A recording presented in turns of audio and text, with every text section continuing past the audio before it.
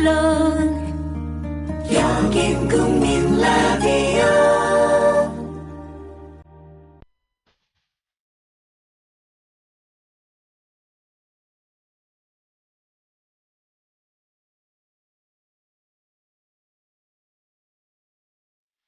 정치평론가 이강윤의 오늘.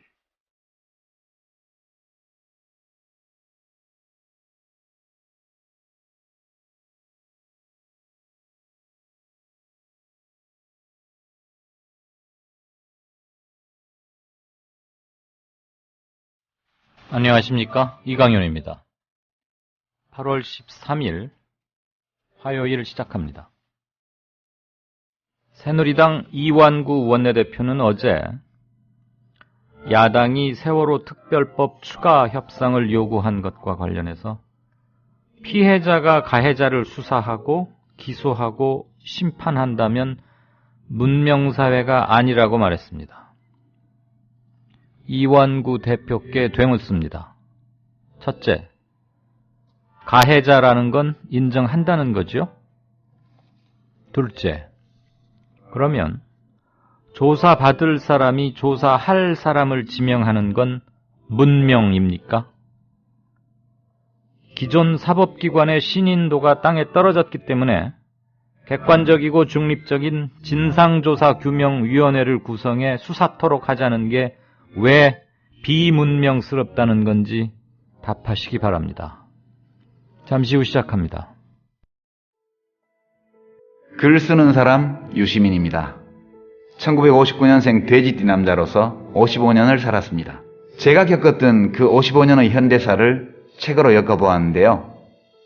냉정한 역사 연구자로서가 아니라 끝없이 번민하면서 그 시대를 살았던 당사자로서 우리 세대가 껴안고 몸부림쳤던 현대사를 정리해보았습니다.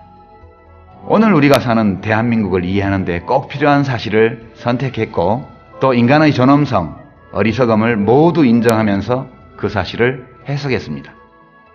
사실 대한민국은 아름답고 또 흉측한 나라입니다. 우리 현대사는 부끄러움, 자랑스러움, 분노, 자부심과 같은 감정을 동시에 느끼게 하죠.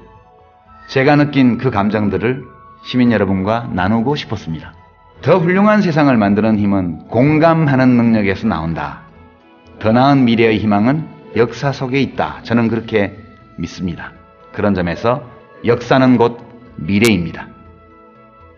나의 한국 현대사 1959년부터 2014년 55년의 기록 도서출판 돌베개에서 펴냈습니다. 회식 후에 고고 안전하게 고고 집에 갈 땐 고고 회식 후에 안전하게 집에 갈 땐 고고 대리운전 말로 거는 대리운전 고고 대리운전 1636 누르고 고고 대리운전. 네네 고고 대리운전입니다. 이젠 누르지 말고 말로 걸자고요. 말로 거는 대리운전 고고 대리운전. 엄마, 소나돼지는 안 돼요. 말하는 전화 문의는 1636 누르고 말하는 전화라고 말해주세요. 고고 대리운전 수익금의 일부는 국민TV에 후원됩니다. 정부에선 빚내서 집 사라는데 사야 할지 말아야 할지 모르겠어요. 사회생활 하려면 경제 지식이 필수인데 어디서 마땅히 배울 데도 없고. 뉴스를 봐도 뭔 소리인지 한 개도 모르겠고 누가 좀 속 시원히 알려줬으면 좋겠습니다. 아직도 신문이나 주간지를 통해 정보를 얻으시나요? 이제 보다 정확하고 심도 있는 실시간 현실 경제 정보를 받아보실 수 있습니다. 대한민국 대표 민간 싱크탱크 김광수 경제연구소. 김광수 경제연구소의 경제시평으로 현실을 꿰뚫어 보십시오. 가입 문의는 031-908-0172. 검색창에 김광수 경제연구소를 검색하세요. 기업 회원들을 위한 경제 보고서도 있습니다. 네, 8월 13일 시작합니다. 뉴스 브리핑 바로 들어가죠. 안은필 기자 어서 오십시오. 예, 안녕하십니까. 세월호 가족대책위원회가 프란치스코 교황 내일 도착하죠? 공개 편지를 보냈네요. 예, 그렇습니다. 세월호 유가족들이 교황에게 편지를 보냈습니다. 김병건 가족대책위 위원장은 오늘 광화문 광장에서 교황님의 방안을 진심으로 환영한다며 대통령과의 대화가 2000m 앞에서 가로막힌 광화문에서 교황님, 가톨릭 신자들, 국민들과 우리의 뜻을 나누고 싶다고 말했습니다. 31일째 단식 중인 김영호 씨는 생명보다 귀한 딸을 잃은 애비가 딸의 죽음의 이유를 알기 위해 한 달째 단식 중이다. 한 달을 굶어도 쓰러지지 않고 버티는 것은 유민이가 내 가슴속에 아직까지 숨쉬고 있기 때문이라며 이 사건은 저만의 문제가 아니라 생명과 이익을 앞세우는 탐욕스러운 세상이라는 인류 보편적인 문제라고 호소했습니다. 네. 고 박성호 군의 어머니도 박성호 군의 누나 박보나 씨 통해서 호소문을 발표했죠. 네, 그렇습니다. 박보나 씨는 대독한 호소문을 통해서 아직도 신부가 꿈이었던 우리 성호가 저를 부르는 목소리가 같이 성당 가던 시간들이, 교황님의 방안을 기다리던 시간들이 생생히 제 기억 속에 남아있다며 이런 고통의 시간을 겪는 건 저희만으로 충분하다. 이런 아픔과 슬픔을 다른 사람들이 겪지 않도록 교황님께서 억울한 우리들의 눈물을 닦아주시고 우리 아이들의 진실을 꼭 밝혀달라고 호소했습니다. 네, 성호 군은 사제가 되려던 꿈을 갖고 있었군요. 네. 세월호 가족 두 분이서 청와대로 가는 도중에 경찰이 과잉, 강경 진압으로 실신까지 했다고요? 예, 그렇습니다. 고 박예지양의 어머니 엄지영 씨와 고 최성호 군의 아버지 최경덕 씨가 실신해서 병원으로 옮겨졌습니다. 두 유가족은 오늘 청와대 인근 청운동 주민센터 앞에서 열린 416인의 광화문 국민농성단 기자회견에 참여한 뒤에 청와대를 방문하려 했습니다. 하지만 경찰은 공공기관 진입 시도와 도로 점거는 모두 불법이라며 해산 명령을 내렸고, 이에 권영국 변호사가 경찰 측에 유가족들은 청와대 방문을 요구하고 있다고 보고해달라라며 면담 절차에 대해 경찰이 안내를 한다면 나가겠다, 정식으로 안내를 한다면 인도로 올라갈 것이라고 말했습니다. 하지만 경찰은 도로에 앉아있던 유가족과 농성단을 끌어냈고, 이에 저항하던 유가족 최 씨는 경찰의 진압으로 실신한 채 인도로 끌려나갔습니다. 또 다른 유가족 엄 씨는 경찰의 진압이 강경해지자 가방끈으로 자신의 목을 감고 다가오지 말라, 끌어내지 말라고 항의했습니다. 그러나 여경들은 이를 무시한 채 엄 씨를 끌어냈고 엄 씨는 잠시 의식을 잃었습니다. 목숨까지 잃을 수 있는 순간이었지만 경찰은 흥분한 유가족을 진정시키려는 노력은 하지 않고 도로 밖으로 모두 끌어냈고 최 씨와 엄 씨는 모두 병원으로 옮겨졌습니다. 상황이 아주 급박하고 진압 수법이 무슨 반란군 제압하듯이, 경찰이 시민에게 법 질서 준수를 요청하는 이런 게 아니고 무슨 반란군 진압하듯이 군사작전 펴듯이 그렇게 급박하게 돌아갔었던 모양이군요. 네. 네. 이게 지금 청와대 앞에, 청와대 부근에서 일어난 일이죠? 예, 그렇습니다. 네. 영화 변호인 만든 양우석 감독 비롯한 영화인들이 세월호 유가족 단식에 또 대규모로 합류했군요. 네, 그렇습니다. 고 노무현 전 대통령의 청년 변호사 시절을 그린 영화 변호인의 양우석 감독을 비롯해서 아부의 왕의 정승구 감독, 김종욱 찾기의 장유정 감독, 야간 비행의 이송희힐 감독, 미스터 로빈 꼬시기의 김상우 감독, 찌라시의 박홍열 촬영 감독 등이 단식에 동참했습니다. 또한 광화문 광장에는 나오지 않았지만 김숙현 서울 아트시네마 프로그램팀, 또 남기진 CGK 사무국장 등 영화인들이 작업 현장에서 단식에 동참했습니다. 영화인들의 단식 동참 행렬에 지금 현재 단식 중인 가수 김장훈 씨는 오늘 자신의 페이스북에 자다가 배가 고파서 깼는데 갑자기 배가 부르네요. 끝까지 한다니 든든합니다. 라고 적었습니다. 네, 김장훈 씨 참 대단합니다. 배가 고파서 깼는데 지원군을 보니까 배가 부르다. 네. 네. 김장훈 씨도 지금 거의 열흘 가까이 돼가는 거 아닙니까? 거의 6, 7일 정도 돼가는 것 같습니다. 6, 7일. 자, 새정치연합의 세월호 특별법 재협상 요구에 오늘 새누리당이 의원총회를 열었는데 결론은 뭡니까? 예, 합의 파기는 불가하다라는 입장입니다. 김무성 새누리당 대표는 오늘 의원총회 직후에 합의 파기는 있을 수 없다는 게 대다수 의견이라고 밝혔습니다. 이완구 원내대표에게 특별법 관련 전권을 주되 기존의 합의는 파기해선 안 된다는 후퇴 불가의 메시지를 정확히 한 것입니다. 특별법과 민생법안을 분리해 처리해야 한다는 목소리도 나왔는데요. 김재원 새누리당 원내수석 부대표는 특별법과 무관한 민생법안이 산적해 있다며 이런 것조차 발목 잡아서 더 이상 못 나가게 하는 것은 국민에 대한 도리도 아니고 국회의 의무를 방기하는 것이라고 강조했습니다. 네. 한편 이완구 새누리당 원내대표는 오늘 의총 현장에서 세월호 특별법이 해결되지 않으면 민생경제 법안 등 여타 모든 법안의 국회 통과가 없다는 것이 야당의 현재 입장이라고 여당 의원들에게 설명했는데요. 네. 이에 대해 박영선 국민공감혁신위원장은 특별법과 다른 법안을 연계한다는 얘기가 오간 적이 없다며 만약 새누리당이 그런 것을 원한다면 그렇게 해드리겠다고 반박했습니다. 이완구 대표는 야당이 연계투쟁을 벌일지도 모르는 상황을 상정하고는 한 발 앞서 나가서 할 것이다. 뭐 이렇게 그냥 잠정 결론을 미리 내려버린 거였군요. 네, 그렇습니다. 그나저나 꼬일 대로 꼬여서 참 답답합니다. 아직도 이렇게 어처구니 없는 사실이 계속 밝혀지고 있다는 게 참 답답한데요. 그래서 더더욱 진상규명위원회가 필요한 게 아닌가 싶은데, 네.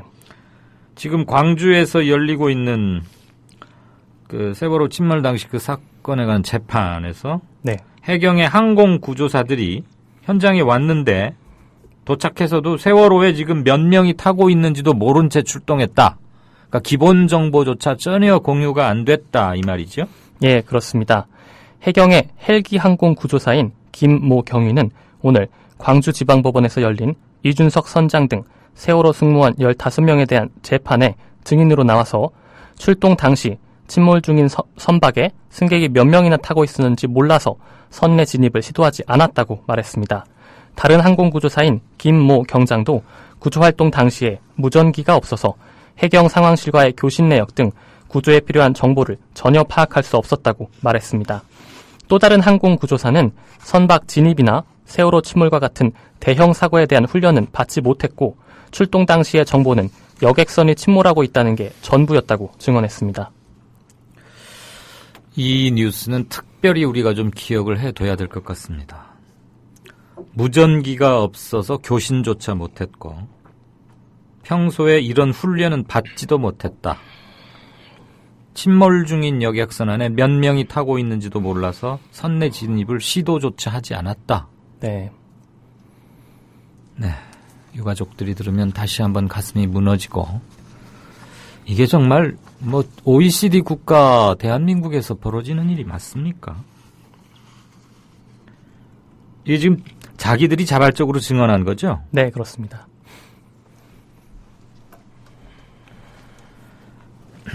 정부가 어제 대대적인 서비스 투자 활성화 대책을 내놓았는데 실은 이게 전경련이 그동안 요구해왔던 것을 그대로 갖다 베낀 거라면서요? 예, 그렇습니다. 녹색연합이 이렇게 주장했습니다.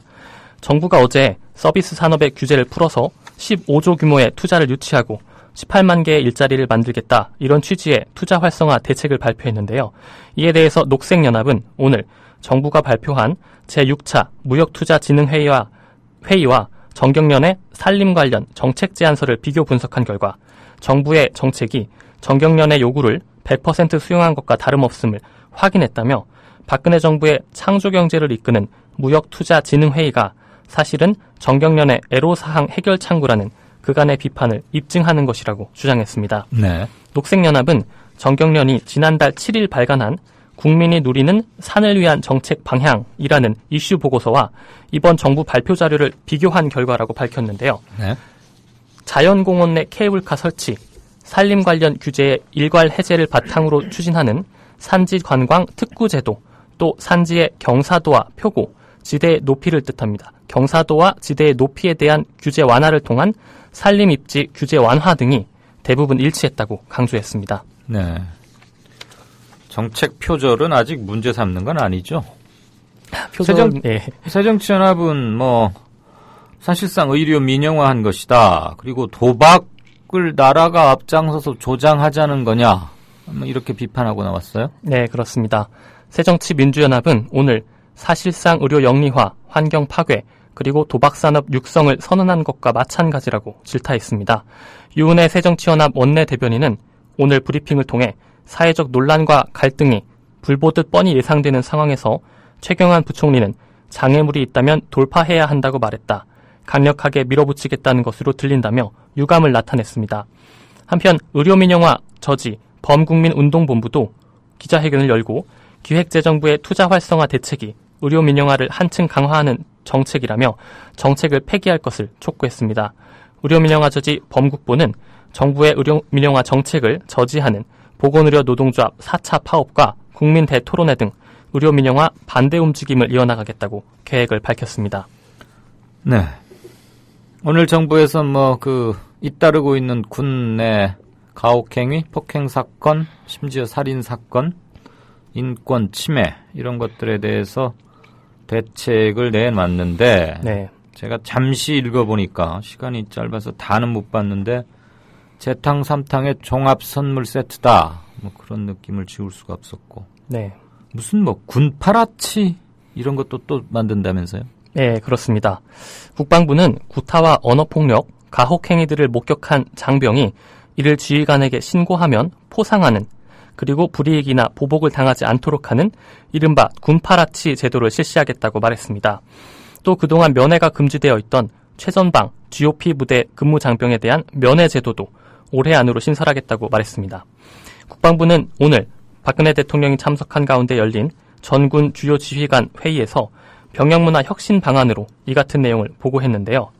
또한 인성검사와 전문가 등을 동원해 관심병사를 객관성 있게 분류하고 집단 따돌림 식별을 위한 상호 인식검사 제도를 도입해 관심병사 관리 제도도 개선하겠다고 밝혔습니다. 네, 지금도 그 소원수리라는 거에다가 뭐라고 적어내면 어떻게들 또 귀신같이 알아내서 왕따를 시킨다는데 군파라치는 말하자면 보호해 줄 테니까 마음 놓고 일르라 이 말 아닙니까? 쉽게 말하면. 예, 그렇습니다. 아무 개가 누구를 어떻게 가혹행위를 했다거나 심하게 대한다거나 이런다. 잘 보호가 될런지 무슨 대비책, 보완책 같은 것을 어떻게 마련하고 있는지 모르겠는데 한 가지 충격적인 건 여러분도 그 사진 아마 보셨겠지만 고 윤일병이 폭행을 당했던 내무반에서 그 내무반 문만 열고 나오면 아주 바로 공중전화기처럼 4대의 빨간색 그 페인트가 칠해진 이른바 생명의 전화가 있었더군요. 몇십 미터 떨어진 것도 아니고 문 바로 앞에 있던데 그렇게 두들겨 맞고 한 달 넘게 인간 이하의 대접을 받고 그랬는데도 생명의 전화, 그 수화기를 드는 사람도 없었고 윤일병도 그것을 들 생각조차 못할 만큼 공포 분위기에 짓눌려 있었는데 군파라치가 과연 얼마나 시료를 거둘지. 네, 이런 것도 필요하지만 보다 근본적인 대책, 지금 20대 초반 세대의 특성 이런 것들을 면밀히 감안해서 좀 과학적인 대책을 내놔야 되는 게 아닌가. 네. 대통령이 주재하는 회의 하니까 뭐뭐뭐 해봐라. 그러면은 지시받은 사람은 또 그 밑에 계속 시키고 그럼 최종적으로 지시받은 사람은 갑자기 그 사람이 무슨 동전 투입하면 정책 내놓는 자판기겠어요? 여지껏 했던 거 종합대책 다시 한번 훑어보면서 쓸만한 거 몇 개 골라가지고 표지 바꿔서 그다음에 언론에서 지적한 것들 대충 몇 개 집어넣고 이런 식으로 늘 공무원들이 대책을 만든다는 게 이런 게 많거든요. 그래서 항상 실효성이 의심되고 그러니까 도로함이 타불이 되곤 하는 건데 파라치는 참 뭔 일이 터질 때마다 많이 써먹긴 합니다. 이런 대책 실효성 없다 주장 벌써 바로 제기되는 모양이네요. 네, 그렇습니다. 그동안 언론 등을 통해서 군대 내 가혹행위를 막기 위해 대책으로 나왔던 내용들은 하나같이 민간의 참여를 전제로 하고 있습니다. 하지만 이번에 국방부가 발표한 대책은 결국 모두 군대 내에서 자체적으로 해결하겠다는 뜻입니다. 민간의 참여가 없는 상태에서 내놓는 대책이 과연 실효를 거둘 수 있을지 의문인데요. 병사들에게 휴대전화를 지급하고 민간이 참여하는 국방 옴부즈맨 제도를 도입하자 이런 주장들에 대해서 한 국방부 고위 관계자는 휴대전화 허용이 병사들의 심리적 고립감을 해소할 수 있다는 긍정적 측면도 있지만 군사보안 유출 문제 등 또 다른 병영 부조리로 이어질 수 있다면서 지금 당장 허용하기는 어렵다고 말했습니다.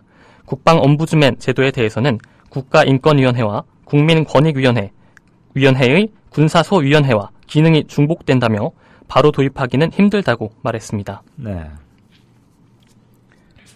교황이 내일 도착하시는데 4박 5일 일정이고 첫날 도착 일정 어떻게 됩니까? 네. 교황의 한국 방문은 지난 1984년과 1989년 요한 바오로 2세 교황 방한에 이어서 사상 세 번째입니다. 박근혜 대통령은 내일 오전 서울공항에서 프란치스코 교황을 직접 영접할 예정인데요. 교황은 먼저 청와대 공식 환영식에 참석한 뒤에 주요 공직자들을 대상으로 연설을 할 예정입니다. 교황은 이어서 한국천주교 중앙협의회를 방문해서 소속 직원들과 한국주교단을 만나는 것으로 첫날 일정을 마무리할 계획입니다. 교황은 방한 기간 동안 광화문 시복미사와 가톨릭 아시아 청년대회 폐막 미사를 집전하고 세월호 참사 희생자 가족과 위안부 피해자 할머니 등을 만날 계획입니다. 네, 아까 그 광주에서 열린 재판 중에서 항공 구조조종사들이 무전기도 없었고 훈련도 받은 적이 없고. 네, 그렇습니다. 대형 사고에 대해서는 훈련을 받은 적이 없다라고 밝혔습니다. 그러면 그 사람들은 출근해서 뭐 했답니까? 네, 그 부분은 더 확인을 해봐야 될 것 같습니다. 네. 아는필 기자가 서울에 앉아서 확인이 잘 안 되겠지만 하도 네. 답답해서 물어본 겁니다. 네, 잘 들었습니다. 네, 고맙습니다. 지금까지 국민TV 뉴스의 아는필 기자였습니다. 여보, 국민TV 조합비 이제 낼 때가 됐다고 하는구만요. 오, 그려. 그 국민TV도 개국하고, 그 뉴스케이도 하던지. 달달이 11,000원 내는 거 맞죠? 11,000원만 내지 말고 좀 더 혀. 이 새싹이 돋아날 때는 물을 충분히 줘야 하는겨. 아이, 근데 인터넷으로 하려니까 보통 어려워서 뭔. 공정 언론을 꿈꾸는 미디어 협동조합 조합원이 해야 할 일. 조합비 납입입니다. 매달 고정 납입 어려우신가요? 월요일부터 금요일까지 아침 9시부터 저녁 6시까지 서울 전화 3144-0933, 3144-7737로 전화하세요. 사무국 요원들이 친절하게 안내해드리겠습니다. 서울 전화 3144-0933 또는 3144-7737. 여기는 진짜 언론, 미디어 협동조합입니다.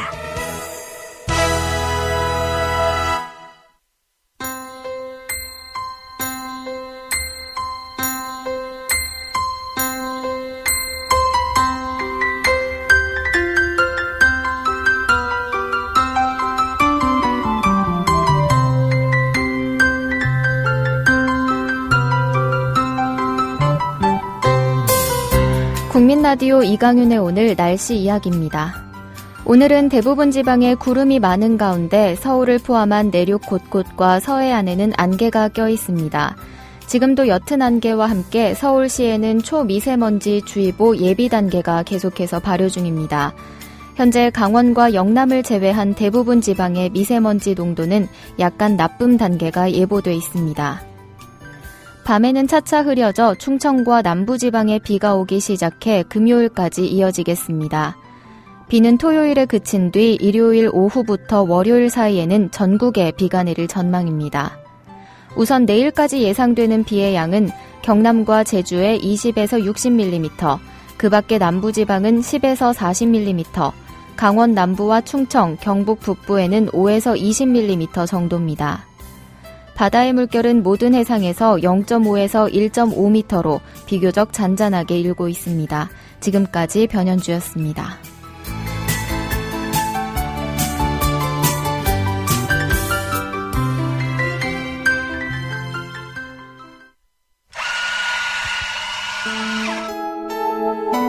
조합원을 위한 만남의 공간, 국민카페를 아시나요? 질 좋은 원두로 만든 커피, 그리고 다채로운 음료는 기본이고요. 각종 공개방송, 우리 사회의 건강한 지식인이 펼치는 따뜻한 특강이 펼쳐지고요. 그거는 저 목사님이 신도들 많고 믿으십시오 할 때라든가 정부의 논법은 믿음의 문제가 아니고 특히 이 안보는 하나의 수리자 학이다.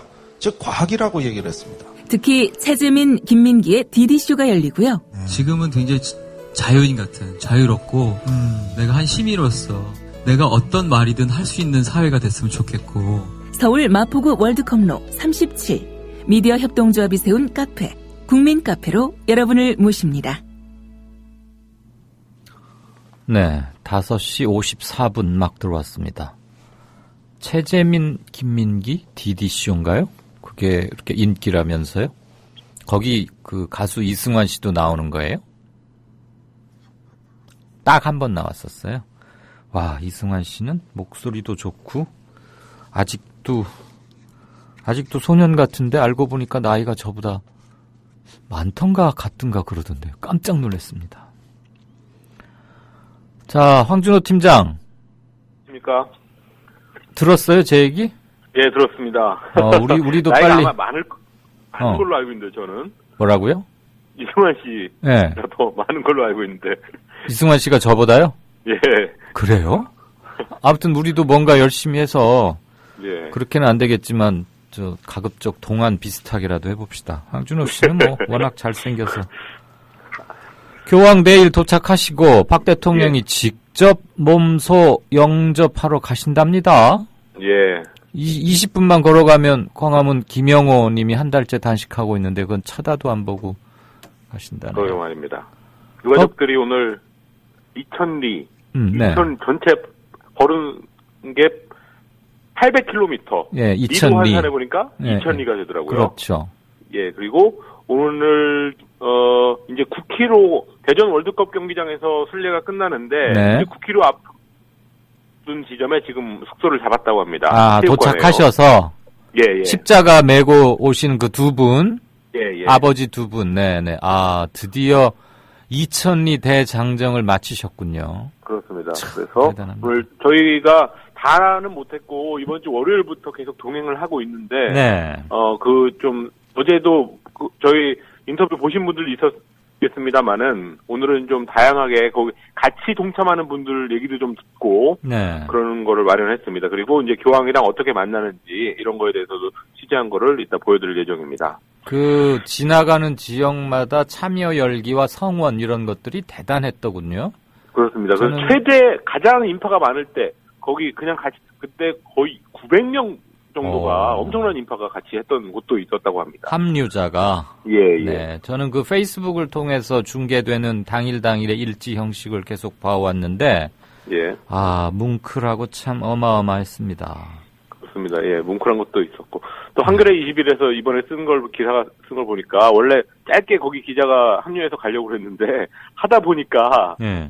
경찰도 기자한테 전화를 걸어서 다음 일정을 물어보고 거의 그 순례단의 언론 담당처럼 해가지고 그런 얘기를 그런 얘기도 있더라고요. 그래서 아니 경찰이 물어본 건 뭐예요? 정보 취재하려고 아니면 자기도 동조하려고? 동조는 아니겠고요. 정보라기보다는 그러니까 다음 날 계획이 어떻게 되냐 하는 그 정도를 물어보고 했다고 합니다. 오늘 청와대 앞에서는 또 유가족 두 분을 아주 그냥 그 폭행 무슨 뭐 군대 포로 잡듯이 그런 식으로 막 폭행을 해서 실신하고 그러셨는데.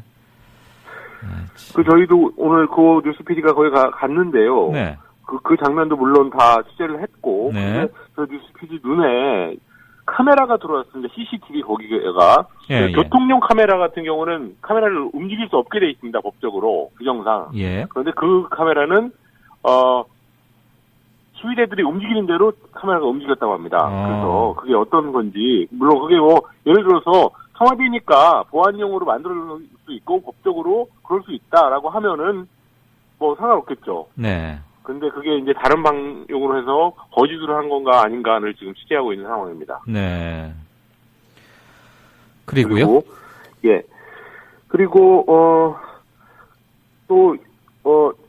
여러분들도 많이 보셨겠지만 김유민 양 아버지 김영호 씨가 단식 일기를 쓰고 있고, 또 유경근 대변인 같은 경우에도 페이스북을 통해서 엄청나게 소통을 많이 하시는데, 지금 유가족들이 직접 대중하고 소통을 하기 시작한 상황이 여러 가지가 있어서 그런 것들을 좀 모아서 보내드릴 예정입니다. 네네. 그래서 본인들이 직접 페이스북 SNS를 통해서 하고 있고 또 416TV라는 것을 만들어가지고 지금 생방송을 하고 있습니다. 예, 그렇다군요. 그 박성호 씨, 고 박성호 씨의 누나 박보나 씨가 네. 주도적으로 해가지고 직접 생방송을 하는 경우가 있고 또 직접 하는 건 아니지만 어제 방송으로 나갔던 나는 꼽살이다에서 네. 그 엄마 학부모들 두 분인가 세 분인가 나와가지고 박근혜 대통령 안산 그 합동분향소 방문 당시에 연출 논란 이런 거에 대해서 현장에서 봤던 장면을 자세하게 묘사했던 그런 얘기가 있었습니다. 네. 그래서 어떤 그런 식으로 유가족들이 직접 대중들하고 소통하기 시작했다는 걸 주제로 해서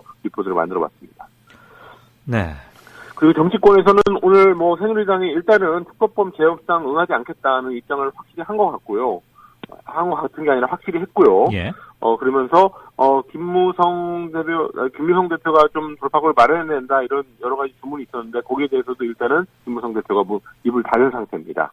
그런 상황을 전해드리고 또 민주노총 지역 본부에서 새누리당 강사의 항의 방문하고 농성을 시도하고 그런 상황도 있어서 그런 것들도 또 전해드릴 예정이고요.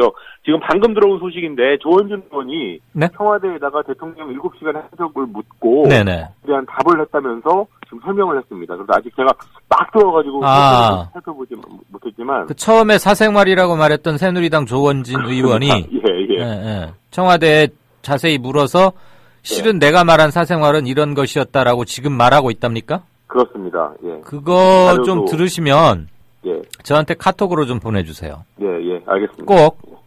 예, 알겠습니다. 오케이. 예. 이런 내용 가지고 이따 9시에 찾아뵙겠습니다. 알겠습니다. 예. 고맙습니다. 예, 감사합니다. 카톡 잊지 마세요. 대답 안 하네. 지금까지 국민TV 뉴스의 황준호 뉴스팀장이었습니다. 6시 막 들어왔습니다. 게시판 좀 볼까요?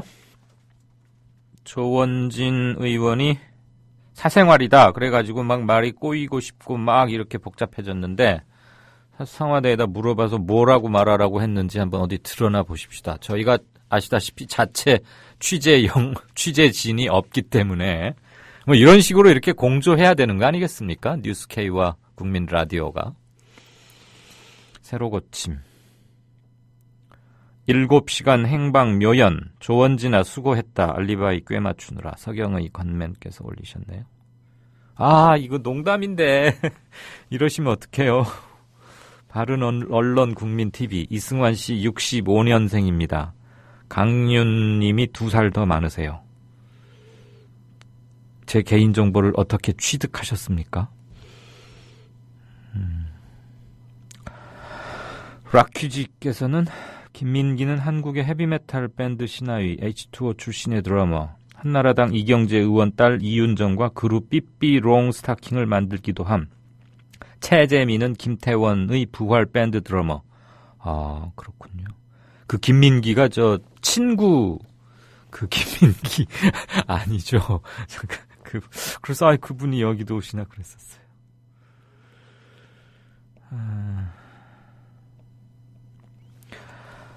십자가 메고 전국토 순례 2000리길 800km 행복한 둥이맘께서 아버님 두 분과 함께 하신 모든 분들 고생 많으셨습니다. 라고 올려주셨습니다. 네. 대단하십니다. 정말. 그 여름 삼복더위에 쓰라린 속을 부여안고 그게 무슨 운동 삼아 하는 무슨 국토순례 이런 건 아니었지 않습니까? 왕싸가지님 어디 손이 다치셨다더니 나으셨나봐요. 이제 다시 또 활발하게 올려주시네요. 세월호 선내 CCTV 영상 복원 막바지다. 원인 규명 되려나 하는 연합뉴스 기사 올려주셨습니다. 고맙습니다. 이 건을 여러분께서 올려주셨는데 아마 이렇게 많은 분이 언급하시면 팩트가 있거나 근거가 당연히 있겠죠. 유명한 탤런트이자 배우인 전지현 씨의 트레이너를 청와대 제2부속실에 3급 또는 4급의 행정관으로 임명했다.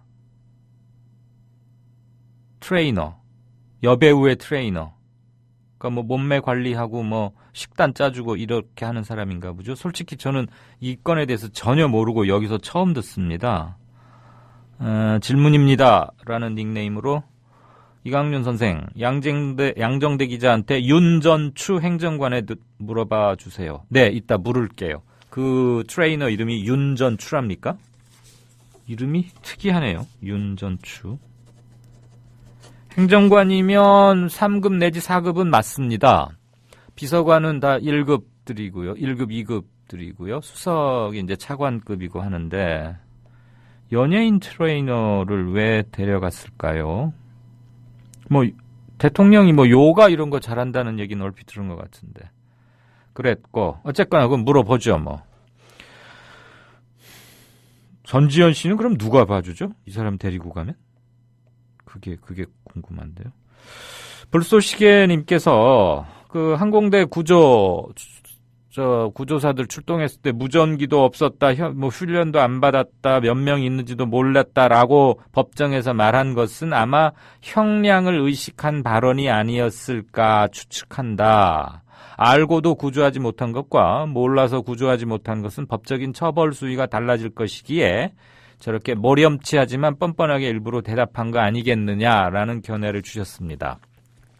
일정 부분 그런 추론이 가능하다고는 생각합니다. 그렇지만 배 안에 일테면 500명이 있었다 또는 뭐 30명이 있었다. 그런데 선내 진입을 했다 안 했다가 과연 그들의 처벌 양형에 얼마나 영향을 미칠지, 그다음에 무전기를 갖지 못했다는 거가 처벌의 경감사유가 될 수 있다고는 저는 생각은 잘 안 드네요.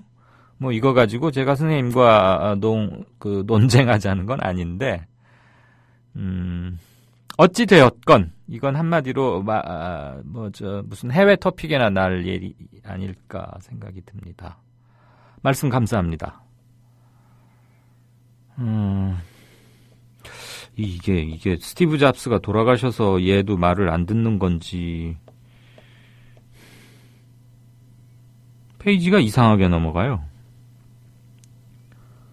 아, 이제 왔네요. MB 이거 읽기가 힘들다. MB 할딱 잡은 노 님께서는 MB 할닭 잡은 노.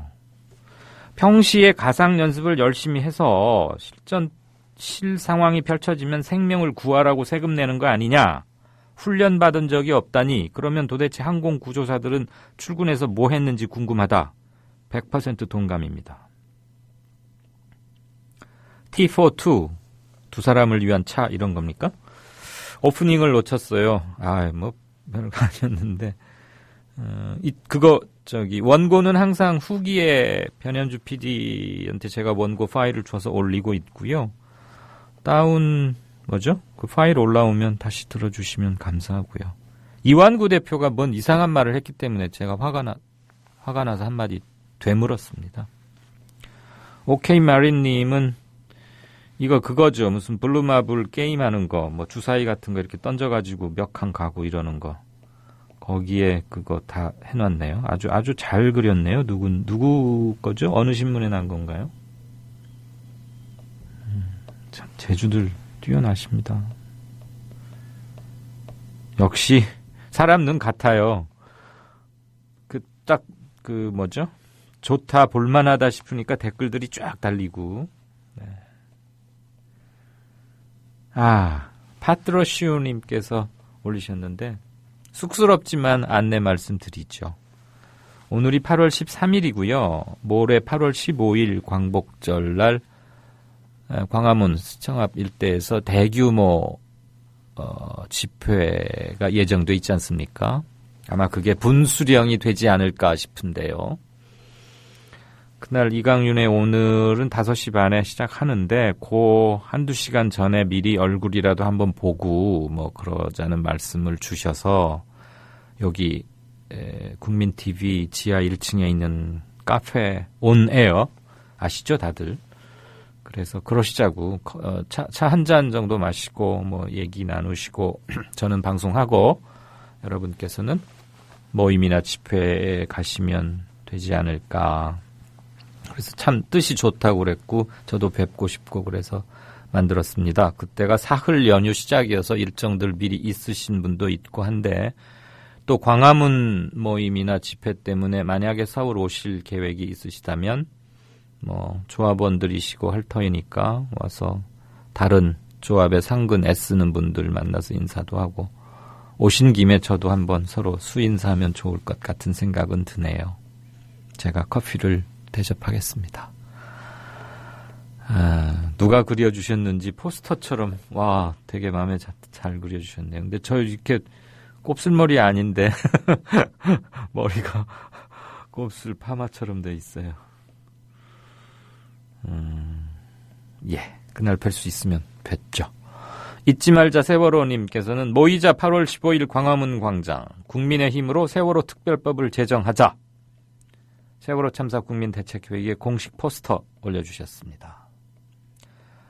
단식 동조 농성에 참여한 배우, 감독들 모음 사진으로 올려주셨는데 이렇게 보니까 하나같이 다들 잘생겼고 듬직합니다. 아, 악역 전문 배우 이 사람도 저기였구나. 이름은 모르지만 네. 동파리님께서 멋진 배우들, 가수들은 뭐하나 김정훈이 저러고 있는데 그렇네요. 김장훈 이외에도 뭐 저 참여할 만한 가수들 몇 있죠? 꽃다지 멤버들 뭐 그런 아닌가? 김재동. 아, 김재동 씨는 가수는 아니죠. 아무튼 뭐 많이 오면 좋죠.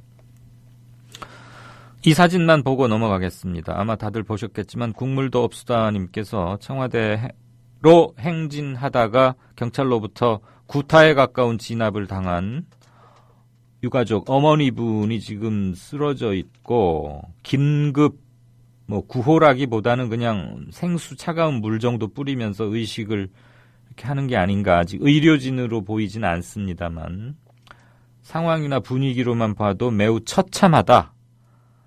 이것은 무슨 파렴치범이나 현행범을 이렇게 뭐 제압하는 과정에서 극렬히 반항하니까 어쩔 수 없이 강제적으로 물리력을 행사한 그렇다고는 도저히 보여지지 않는데 또 이렇게 자식까지 잃은 분이 길바닥에 이렇게 패대기 쳐서 혼절해야 하다니. 많은 분들이 답글로 분노를 표해 주셨고 가을이 오면 님의 답글 하나만 읽고 다음 코너 들어가겠습니다. 야당 국회의원들은 의사당에서 반만 축내지 말고 유가족들 행진하면 맨 앞에서 경찰들과 싸우라. 100% 동감입니다. 다음 코너 넘어가죠. 이강윤의 오늘 이제는 정가 산책으로 함께합니다.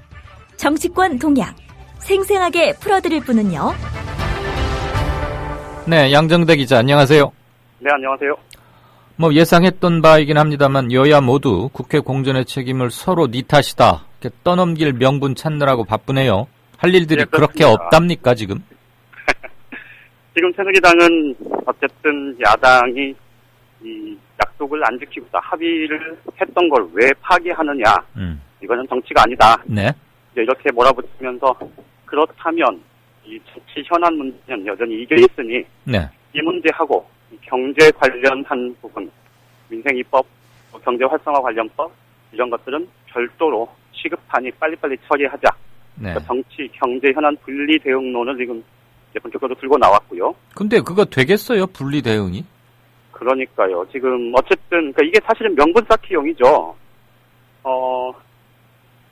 지금 야당에서는 어제부터 다시 이제 집권 여당, 이 국정 운영에 무한 책임을 지고 있는 집권 여당이 네. 이 문제에 그냥 이렇게 손 놓고 계속 밀어붙이기만 하고 수수방관할 거냐 이렇게 이제 주장을 하면서 여당이 좀 책임감 있게 풀어라. 특히 이 김무성 새누리당 대표, 예.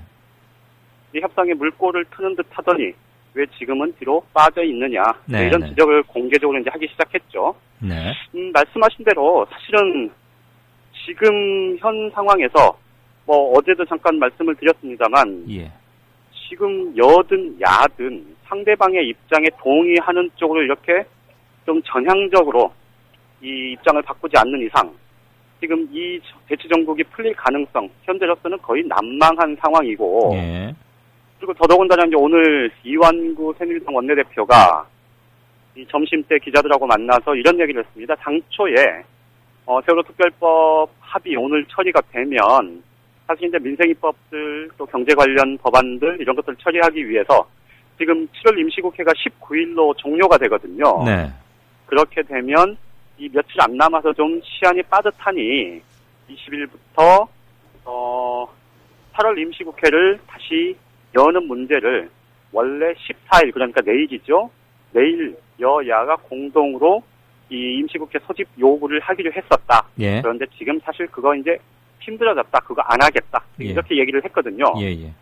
그러면 결국은 19일이 임시국회 이번 임시국회 마지막 날이라고 말씀을 드렸는데 이게 다음 주 화요일이지 않습니까? 네네. 그렇게 되면 물리적으로 사실상 세월호 특별법은 물론이고 지금 야당이 세월호 특별법에 고리를 걸어놓고 있는 다른 민생 입법들 또 경제 활성화 관련법 이런 것들 처리가 사실상 어렵고 19일까지는 어려울 거고 그러면 결국은 이달 말일까지는 아무것도 진전되는 게 없을 게 뻔한 상황 아닙니까? 그렇죠. 당장 9월 1일부터 이제 정기국회 시작되니 예. 한 열흘 정도 어쨌든 양쪽 모두 냉각기, 숨고르기를 하고 나서 이제 9월 정기국회 때 다시 한번 논의해보자 이제 이런 생각을 양쪽 모두 하고 있는 건데 사실 이런 생각을 하고 있으면 지금으로서는 서로 좀 대화가 안 돼서 의견이 너무 크니 그때 가서 우리 좀 냉각기를 갖고 내부적으로 좀 입장도 좀 정리하고 예. 이렇게 해서 가겠습니다라고 얘기하는 게 사실은 국민들한테 솔직한 건데 양쪽 모두 지금 상대방 때문에 얘기가 안 되고 있다라는 명분쌓기 고 이상도 이하도 아닌 그런 상황이죠. 예. 딱 초등학교 2학년 애들 수준이네요. 어쨌거나 한 보름 가까이 이제 별로 하는 일 없이 놀겠다 이거 아닙니까? 엄밀히 따지고 보면 결과적으로는 그런 상황을 양쪽 모두 아이고 어쩔 수가 없겠다 이렇게 이미 생각을 하고 있는 거죠. 예, 그러니까 이제 현실적으로는 불가능하고 그러면 9월 1일 좋아요. 어차피 지금 이제 내일 모레면 세월호 참사 120일째 넉 달째 아닙니까? 네, 그렇죠. 김영호 님의 건강이 대단히 걱정되지만 특별법이 현 상태에서 도저히 타개책이 안 세워진다면 차라리 매일 만나서 같은 소리 챗바퀴하고 감정만 키울 일은 아니죠. 그렇죠. 9월 국회 좋은데 그 전에 무슨 가만히 있다가 9월 1일 돼가지고 만나면 뭐가 생깁니까? 지금 이 기간을 이른바 냉각기라고 하는 기간을 잘 보내야 9월 1일쯤에 가서 뭐가 나올 거 아니에요. 근데 이렇게 네 잘못이다 내 잘못이다 이것만 하는 열흘은 전혀 의미가 없는데 말이죠. 네, 사실은 방금 지적하신 부분이 어떻게 보면 국회를 출입하는 기자들 입장에서 어쨌든 이제 저희야 정치의 당사자는 아니니까 옆에서 좀 지켜보면 굉장히 좀 답답하면서 방금 말씀하셨던 왜 그런 생각을 못할까 이런 좀 느낌이 드는데 이게 이제 자기 논리와 명분을 갖춰야 사실은 얘기하는데 이제 논리도 서고 그러다 보니 양쪽이 모두 지금 그 딱 상황에만 매몰이 돼 있는 것 같아요. 그러니까 사실 여당 입장에서 보면 아까 사회자께서도 말씀을 하셨고 또 어제도 지적을 하셨습니다만 이게 지금 경제 관련 법안 자기들이 이제 경제 활성화 법안이나 이렇게 얘기를 하지만 야당 쪽에서 볼 때는 이게 사실은 일방적으로 이 규제를 혁파하고 또 이 부자 혹은 대기업들의 좀 일방적인 특혜가 들어갈 수 있는 법안들 또 부동산 경기를 활성화한다지만 사실상 가계부채 악화를 방치하는 듯한 이런 이제 비판들이 있는 법안들이 여러 가지가 지금 있지 않습니까? 네네. 그렇게 되면 사실은 이들 법안 하나하나를 좀 꼼꼼하게 따지고 여야 간의 이견을 좁히고 사회적인 공론을 모아내는 그 지난한 과정이 필요하면 이거는 사실 하루 이틀 만에 그렇죠. 되는 문제는 아니잖아요. 네. 그러려면 사실은 당장 세월호 특별법을 오늘 내일 처리를 하지는 못하더라도 여당 입장에서도 사실은 그 여지를 열어두고 9월 정기국회가 시작되면 어쨌든 최대한 빨리 합의점을 찾자라는 여지를 열어두면 사실은 야당 입장에서도 다른 경제 관련법, 민생 법안들에 대한 논의 자체를 회피하기가 쉽지 않거든요. 그렇죠. 이게 사실 여론상으로도 그렇지 않겠습니까? 맞아요. 예. 그런데 지금 야당뿐만 아니고 지금 야당이 뭐 문제라는 건 뭐 이미 이제 더 이상 얘기할 필요도 없을 것 같고요. 이 집권 여당인 국정 운영에 무한 책임을 지고 있다. 제가 수차례 강조를 해서 말씀을 드리는데 이 국정 운영에 무한 책임을 여당이 지고 있다는 말은 과거 열린우리당 시절에 참여정부 때 열린우리당이 다수 의석을 갖고 있으면서도 우왕좌왕할 때 한나라당이 항상 하던 얘기거든요. 그런데 그 비판의 그 내용 목소리를 지금 사실 새누리당이 전혀 자기들이 오히려 집권한 현 상황에서는 지금 전혀 풀어나가지 못하고 있는 거죠. 네. 굉장히 좀 답답한 여당인 셈이고 그래서 어떻게 보면 좀 김무성 대표가 뭔 역할을 해줘야 되는데 정말 정치력을 발휘할 수 있는 절호의 기회이기도 할 텐데 예. 오늘 뭐 영화 보러 갔다면서요? 오늘 잠시 후 7시부터 아직 안 봤대요? 예, 명량 영화를 본답니다. 네. 네, 그 영화 보는 거 가지고 좀 이런저런 말들이 많았는데요. 네.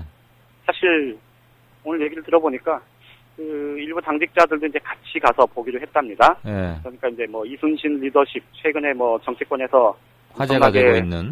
그렇죠. 사람들 뭐 입만 열면 그 얘기 하는데. 그거나 좀 옳게 배워오라 그러지 뭐. 그러니까 주변에서 사실은 지금은 때가 아닌 것 같다. 이렇게 만류하는 의견들이 꽤 많았답니다. 영화 보는 것 같고요? 네, 그러니까 왜냐하면 네. 지금 이제 어차피 여야 관계가 지금 완전히 틀어져서 이거 잘못하면 공전이 더 길어질 수 있는 상황이기도 하고. 네. 그다음에 특히나 세월호 특별법을 지금 여야 합의가 어그러지면서 이 비판 여론, 정치권에 대한 불신 이런 것들이 커지는 상황에서 집권 여당의 대표가 이 영화 보러 가는 게 물론 의미가 있는 영화일 수 있겠지만 너무 좀 한가해 보이지 않겠느냐. 뭐 이런 것 때문에 이제 만류를 하는 의견이 많았다고 하는데 김무성 대표가 어제까지는 조금 고민을 했대요. 근데 어젯밤에 최종적으로 오늘 영화 보러 가겠다라고 최종적으로 입장을 정리하고 오늘 7시에 영화를 보러 간다고 합니다. 공무원이죠, 참. 국회의원도. 7시면은 업무 시간 이외니까 영화를 어디 가서 술 마시는 것보다 좋을 텐데. 네. 영화 제대로 보고 메시지나 잘 챙겨서 자기 역할이나 좀 찾아봤으면 좋겠고.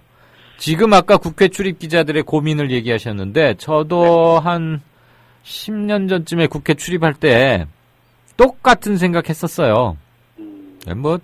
세월 하나도 안 바뀌는군요. 잘하겠습니다.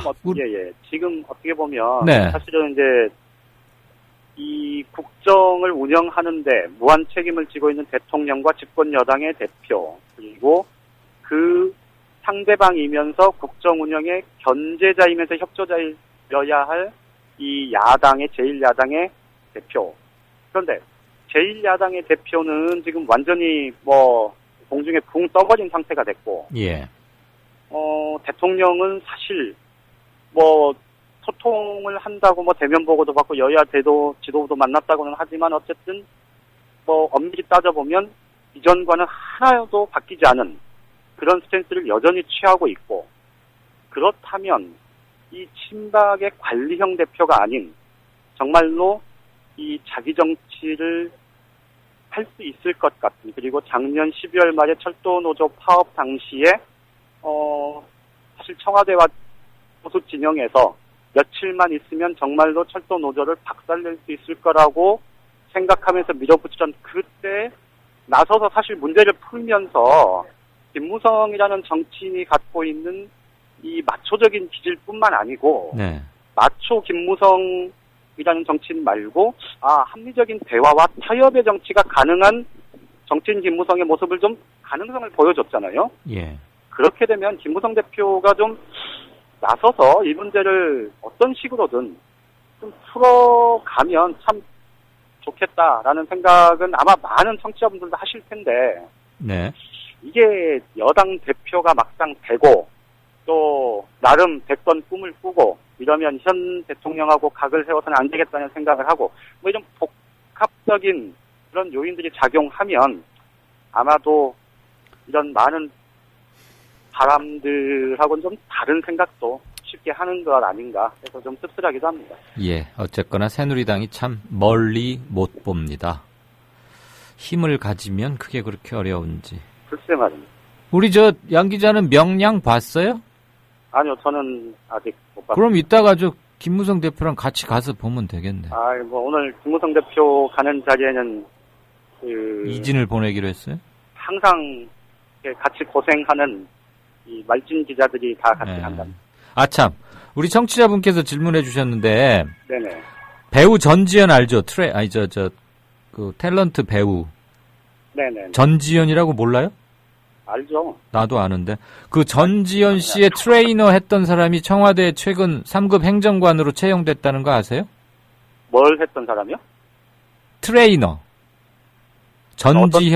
전지현의 몸매, 무슨 일정 식단 이런 거 관리하는 트레이너라는, 배우들은 그런 게 있는 모양인데. 네, 있겠죠, 예. 그거 하고 있던 윤전추라는 이름도 특이한 여성분이 청와대 제2부속실의 3급 행정관으로 채용됐대요. 근데 청와대 주치의 이런 건 따로 있는 거니까 그렇죠? 이분이 거기 청와대에 가서 뭐 하는지는 잘 모르겠어. 근데 기사도 다 떠 있고 그러네요. 건강관리를 담당하나? 아니면 몸매? 코트 같은 거 액티백스 때문에 못 산다고 그 얘기 많이 있어서 예. 그것 때문에 데려갔나요? 모르겠어요. 우리 양 기자도 모르셨구나. 예. 아무튼 청취자분들끼리 묻고 Q&A 하는 과정에서 다 해결이 일단 됐네요. 아까 물어봐달라고 어느 분이 말했거든요. 예, 윤전추 씨 사진도 난 보고 있습니다. 자, 잘 들었습니다. 예, 이번 주는 답답한 소식만 전해드리는 것 같아서. 그게 우리 양 기자 탓입니까? 지금 나라 전체가 이런 걸요. 8월 15일 날도 우리 방송합니다. 네, 알겠습니다. 네, 고맙습니다. 내일 뵙죠. 고맙습니다. 네, 한국일보 양정대 기자였습니다.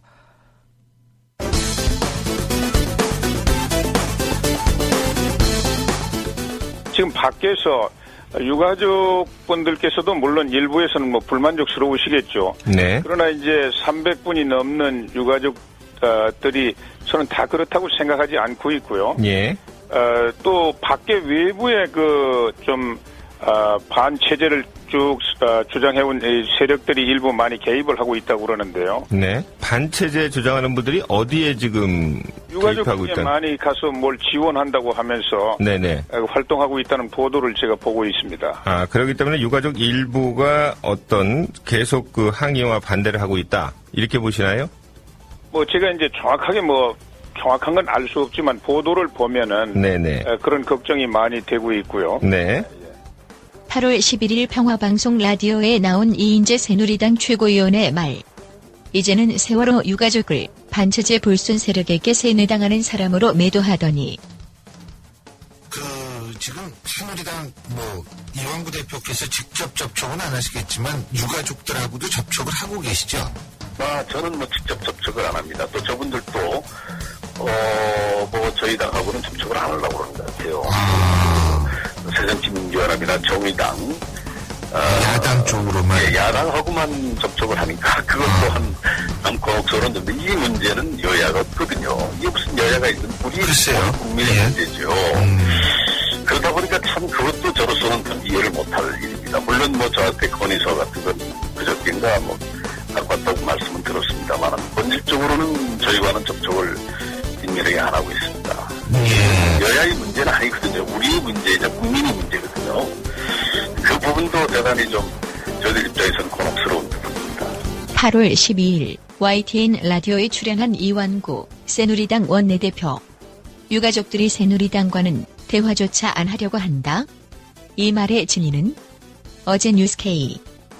유가족들은 특별법에 관한 의사를 새누리당에 계속 전하려 했지만 거부당했다며 대화의 창구조차 만들지 않은 것은 새누리당이었다고 비판했습니다. 가족대책위 유경근 대변인은 유가족이 국회 농성을 시작한 후로 새누리당 의원들은 국회 본청 앞을 지나가지도 않았다며 자발적으로 유가족들을 찾아온 새누리당 의원은 한 명도 없었다고 강조했습니다.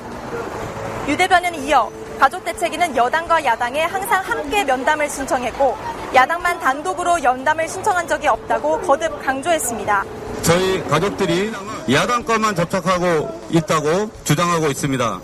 저희 가족들은 지속적으로 세월호 특별법 제정에 관한 의사를 새누리당에 전달하려 시도하였음에도 거부당했습니다.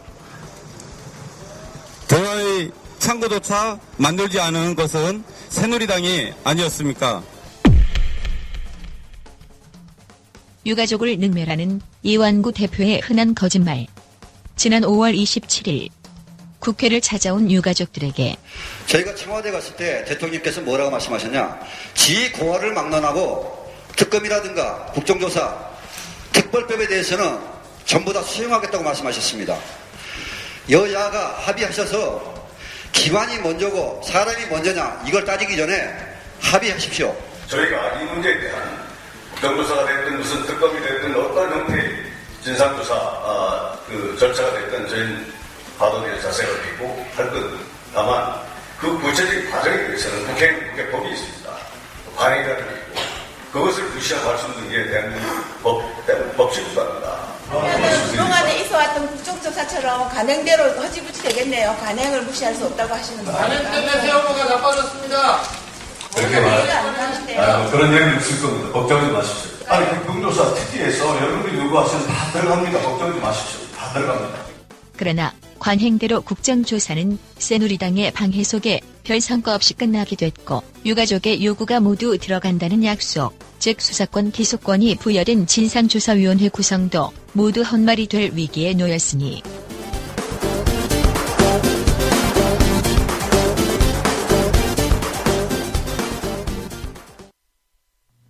네, 행간 들어가겠습니다.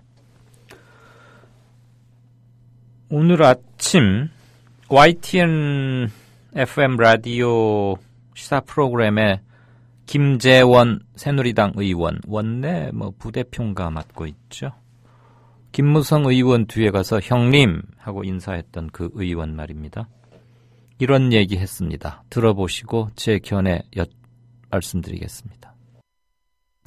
솔직히 말씀드려서 유가족분 중에 상당히 많은 분들은 저희들이 협상한 내용에 대해서 빨리 매듭을 짓고 보상, 배상 문제도 함께 처리해달라. 더 나아가서 지금 피해자 유가족들의 삶이 정말 힘들고 고달프고 더 나아가서 국가의 도움이 절실하다. 그런데 이게 무슨 짓이냐고 강력히 꾸짖는 분들이 많이 계십니다. 그럼에도 불구하고 정치적인 외부의 시민단체 분들이 가세하는 과정에서 이 문제가 상당히 악화되었고 더 나아가서 이 문제가 정치적인 이해관계의 흥정으로 전락하고 말았습니다. 그래서 정말 순수하게 유가족의 입장을 반영하고 유가족의 뜻을 받드는 측면에서의 세월호 특별법이라면 여야 간에 이렇게 끌고 나갈 문제는 아니라고 생각합니다. 네, 앵커의 질문에 답변한 김재원 의원의 답 부분만 모았습니다. 앵커의 질문은 짐작하시겠다시피 세월호 특별법 어떻게 처리해야 되는 겁니까? 이런 거였습니다. 답변의 맨 마지막 부분.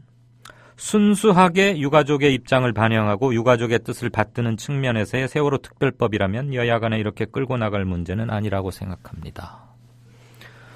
저는 아마 오늘 김재원 의원의 발언이 사석에서 말고 공식적으로 언론 매체에 나와서 기자들과 오프를 전제로 하는 그런 거 말고요. 공식적인 자리에서 라디오를 통해서 말한다는 것은 국민 누구나 들을 수 있다는 것을 상호 인지하에 하는 거 아닙니까? 유가족들 사이의 이간질을 이제 슬슬 시작하는 게 아닌가라고 인식합니다. 그런 점에서 매우 유감스럽고 제가 현실 정치를 하는 사람이라면 어떤 채널을 통해서건 공박했을 겁니다. 우선 첫째, 그동안 기억하실지 모르겠는데 5월 8일이었나요? 제가 일지를 지금 갖고 있지 않아서 5월 8일인가 9일 날 세월호 가족들이 청와대 앞에 갑니다. 그래서 거기서 1박 2일로 그러니까 KBS에 갔다가 새벽 3시쯤에 청와대로 이동했죠. 청와대에서 아무도 나오지 않았고 그날 낮이 더웠습니다. 청운동 동사무소 앞에서 땡볕 아래 모여 계셨어요.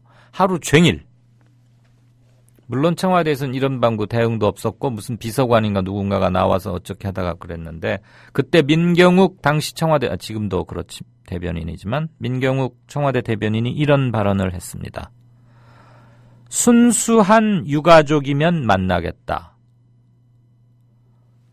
그날인가 그 다음날 방송에서 당연히 제가 언급해드렸고 아마 많은 청취자분들께서 기억하시리라고 믿습니다만 그 순수한 유가족이면 만나겠다 이 말은 청와대 앞에 모여있는 인파 중에는 유가족분도 계시지만 그들을 돕고자 뭐 김밥이나 생수 한 줄이라도 갖고 오신 분들 그다음에 세월호 당시는 범국민 원탁회의 체제였을 겁니다. 가족 국민대책회의 체제로 전환되기 전이니까 이른바 청와대나 집권여당 눈에서는 집권여당에게는 눈에 가시 같은 존재들 뭐 사회 시민운동하는 활동가분들 말씀이죠. 이런 사람들이 섞여 있기 때문에 만나지 못하겠다 그러면서 유가족과 그들과 연대하려는 많은 시민들을 분리하려고 했었죠. 그런데 그 이후에 유가족과 유가족들 곁에 있던 시민단체들은 한치의 물 흘러갈 틈도 없이 똘똘 뭉쳐서 그렇지만 누가 누구를 조정한다거나 뭐 사주를 한다거나 운동, 투쟁의 방향성을 지시한다거나 이런 거 전혀 없었습니다. 겉으로 노출되지도 않았고 커튼 뒤에서 그것 때문에 잡음이나 이음, 마찰음이 들려온 적도 없었습니다. 그래서 저는 약 2주일 전쯤 되나요? 지금 가족대책위원회를 이끌고 있는 지도부 그리고 거기에 헌신적으로 자기 새끼, 자기 자식들, 자기 가족을 잃은 그 쓰라림을 안고 정말 제 한 몸 지탱하고 앉아있기도 힘든 거 아닙니까? 가족이 돌아간다면 그냥 누가 아프다가 돌아가셔도 늘 눈물이 앞을 가리고 한동안은 그 빈자리 때문에 오래가는 법인데 이건 말로 할 수도 없는 집단 학살에 가까운 참극이었잖아요. 근데 지금 넉 달째 들어가는데 아무것도 되어가는 건 없고 오히려 고립화, 분열 책동 이런 게 들어오는데 이제 급기야 새누리당에서 중요한 직책을 맡고 있다는 의원이 공개적으로 순수한 유가족과 그렇지 않은 유가족 그러니까 지금 뭐 수사권, 기소권이 있는 특별법을 계속 줄기차게 요구하는 지도부와 말 없는 다수의 유가족들 중 상당 부분은 이제 그건 그 정도로 하고 배상이나 보상 문제 빨리 하고서 끝내고 싶어하는 사람들이 많다. 그게 새누리당이나 자기 같은 몇몇 당직자들에게는 계속 연락이 오고 있다. 뭐 이런 얘기하는 거 아닙니까? 개 중에 한두 분은 저는 참 한번 따져보십시다. 이번 세월호 승객이 거의 500명에 육박했죠. 476분인가 그렇죠. 그중에 304분이 현재 공식적인 사망자입니다. 이들의 갈래가 굉장히 복잡해요. 일단 생존자가 있고 그러니까 단원과 학생들 중에서도 생존자가 있고 사망자가 있고 실종자가 있어요. 그 다음에 일반인 승객에도 사망자가 있고 일반 승객 생존자와 실종자 그리고 부상자가 있습니다. 아직까지 치료를 받고 계신다는 얘기는 못 들었는데 어쨌거나 단원고 학생들이 주류를 이루긴 했지만 일반 승객도 있고 그러면 총 500명에 가까운 승객들이 있었고 그 유가족들이 있을 거 아닙니까? 그럼 각 가족당 한 명씩의 대리인만 있다고 칩시다. 그래도 500명이 모여 있으면 우리 사촌끼리만 모여도 다 형편도 다르고 생각도 다르고 뭐 취향도 다르고 해서 명절에 모여서도 어쩌다가 투닥거리기도 하는데 500명이 지금 자기 생때 같은 자식이나 아들이나 가족을 잃고 이걸 해결해 가야 하는 법적인 문제는 일단 진상규명과 책임자 처벌 그런 게 있고 또 하나는 명백한 국가가 국민의 생명을 보호하지 못했으니까 배상 및 보상 문제도 당연히 제기되는 거죠. 마치 이 국면에서 돈 얘기하면 저런 천박한 놈 이렇게 할 거 절대 아닙니다. 공식적으로 해결질 건 지고 그분들의 그 억울하게 돌아가신 분들에 대해서 법적으로 하게 돼 있는 배상과 보상 이건 충분히 해야 하는 거예요. 그 절차로 가야 돼요. 그런데 지금 그 절차로 가기 전에 진상규명조차 안 되기 때문에 책임 소재를 밝혀야 배상은 누가 해야 하고 보상은 어느 기관이 몇 %씩 분담해서 해야 한다. 이렇게 되는 거 아니겠습니까? 그런데 김재원 의원도 검사 출신이거든요. 저보다 법을 훨씬 잘 알죠. 법을 잘 아는 검사 출신 의원이 이런 말을 공개적으로 합니다. 이제 배상 보상하자고. 진상규명도 안 됐는데 무슨 배상 보상 얘기를 합니까? 그 핑계를 유가족에게 돌리고 있습니다. 배상 보상으로 넘어가자고 말하는 유가족들이 있다. 불특정이죠. 몇 명이 그런 전화나 문자나 뭐 의견을 전하는지 확인할 길 없잖아요. 그러면서 은근히 유가족 사이에 이제 이간질, 이견을 부추기고 있는 겁니다. 청와대 대변인이 순수한 유가족이면 만나겠다고 5월 달에 그러더니 이제 8월 딱 들어서니까 당의 친박의 핵심이라는 김재원 의원이 공공연히 이런 말을 하고 있습니다. 지금까지 저는 세월호 가족대책위원회가 거기 유가족 대책위원회 그런 말 안 하잖아요. 세월호 가족대책위원회라고. 거기에는 생존자, 실종자, 사망자 다 집어넣습니다. 살았건 운 좋게 뭐 살아왔건 또는 시신으로 돌아왔건 아직 못 찾고 있건 간에 우리는 모두 다 한 가족이라는 그 끈끈한 연대와 유대가 세월호 가족대책위원회라는 명칭에 잘 녹아져 있다고 보고 그동안 이들은 절대 무슨 생떼 부리거나 뭐 많이 차지하려고 아기두팀 행여라도 그렇게 보일까봐 얼마나 조심해 왔겠습니까? 돌아서서는 통곡을 할 망정 겉에서 우는 것조차도 자제하던 분들이고 그들의 그런 진정성과 겸손함과 몸을 낮추는 피해를 당했으면서도 몸을 낮추는 그 자세 때문에 국민들이 더 감동하고 더 가슴 아파하고 염천 폭염에도 집회에 모이고 하는 거 아니겠습니까? 그들의 순수하고도 겸손한 투쟁 동력, 몸을 낮추는 리더십, 나서지 않는 리더십, 그게 넉 달간 아무런 잡음 없이 세월호 관련 가족 500명, 한 가족에 2명씩만 줘도 1000명이에요. 모이면 얼마나 많은 의견들이 있겠어요. 저는 이들이 아직까지 100일 넘는 동안 분열하지 않았다는 사실만으로도 정말 숙연하게 경의를 표합니다. 그런데 친박의 핵심 이론자가 이런 말을 하다니 앞으로는 제때제때 공격하고 받아칠 것은 쳐야 합니다. 이완구 대표가 미개 어쩌고 저쩌고 했는데 제가 오프닝에서도 답해드렸습니다만 그래서 오늘 이거 행간으로 골랐고요. 이런 것들은 우리가 평소 의견을 교환하는 장에서도 기탄 없이 정리해서 서로 의견 교환하고 확산하고 그래야 할 게 아닌가 싶습니다. 어떠한 분열 책동이 들어오더라도 그다음에 배상과 보상 이 문제는 나중에 제대로 따져야 합니다. 그래서 받을 수 있을 만큼 당연히 많이 받아야지요. 예, 무조건 많이 받아내야 합니다. 그렇지만 순서대로 하자는 것입니다.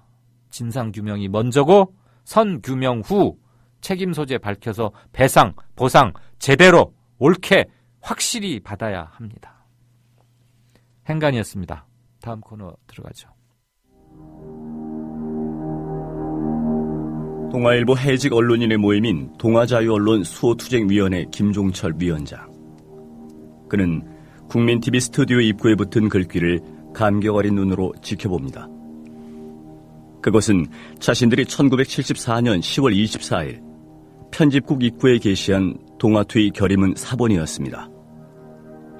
저기 스튜디오에 사진을 걸어놓은 거 보니까 저희 113명이 해직 당할 때 그것이 부당하다고 항의하시다가 자진 사퇴하신 송건호 선생님 중앙정보부에서 받은 고문 때문에 파킨슨씨 병으로 몇 해 전에 돌아가셨고 왜 국민TV는 40년 전 동아투의 결의문을 입구에 붙였을까요? 그 투쟁 정신을 이어받아 공정 언론을 건설하겠다는 의지 때문입니다. 이것이 어디 미디어 협동조합 몇몇 임직원만의 숙제이겠습니까? 죽은 언론인의 사회에 역사를 살아가는 모든 시민에게 던져진 사명일 것입니다. 미디어 협동조합의 조합원이 되주십시오. 국민점TV에 접속하시면 됩니다. 2014년 4월 1일은 한국 언론사의 역사적인 날이 되리라고 생각합니다. 동아투의 사람들 뒤에서 여러분이 원하는 모든 일을 힘껏 도와드리길 약속드립니다.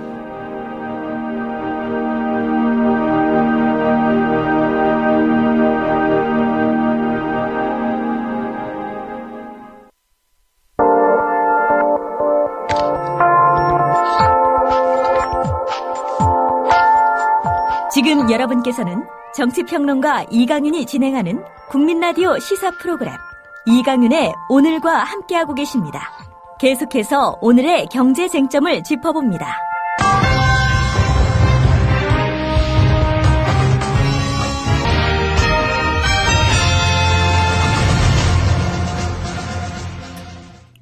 네.